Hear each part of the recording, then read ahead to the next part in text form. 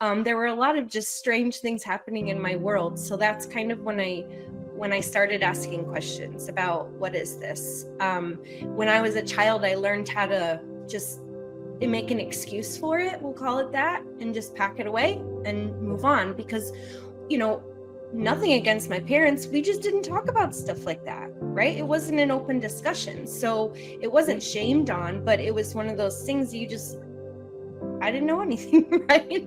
And I can see, I'm sorry, Stephanie, I didn't mean to talk over you. I can see that with that layer of the shaming though, huh? Like you just know that if I keep going this route, that my family's like, oh, shut it down. And there's so much fear around that.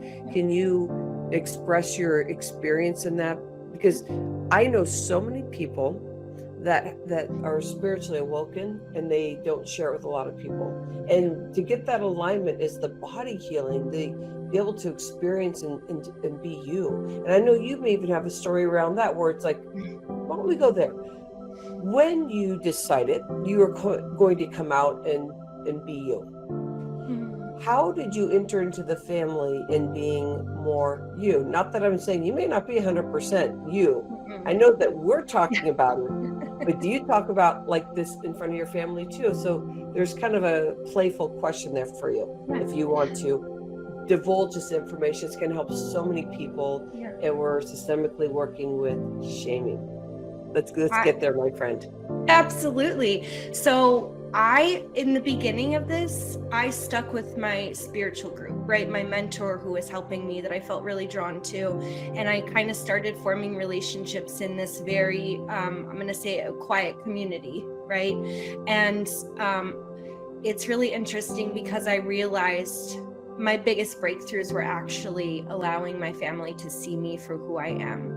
Because I always had it in my mind that they never understood me. I was a black sheep. They didn't get me. And I just always isolated myself and I kept it quiet. And it wasn't until I was experiencing horrible things in my life and I completely gave it up to the universe, God, whoever.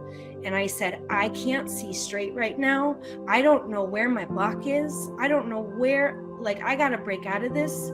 Please make the decision for me, right? Whatever needs to happen. And sure enough, 10 minutes later, my sister comes down and she's like, hey, I just want to let you know, I don't want you to be upset, but I told Dad about your mediumship. And I was like, what do you mean you told Dad? And ever since that took place, I have catapulted in my own healing capabilities.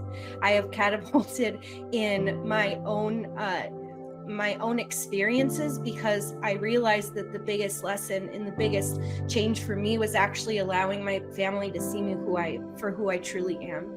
And even recently, my dad, I love him. And if he's watching this for any reason, I'm saying this with so much love. We were just talking the other day and, he was kind of joking around like, oh, you had a call today. How was it? Ooh, hooky hocus pocus, and I kind of laughed at him and let it go. And I said, all right. And I heard him for the first time ask me, like, I have a question for you.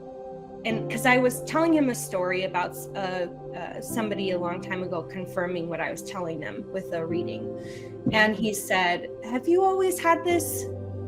And I told him about the first couple times as a child when I would see things happen before they would happen.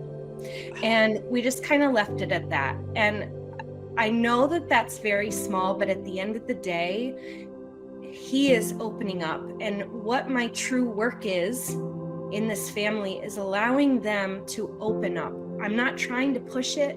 I'm not pushing my beliefs on them. I'm very respectful of their boundaries. And I've learned it the hard way. I've been excited about spirituality and we can say, oh, we learned this and learn that, and we can freak people out. And then they shut their door, right?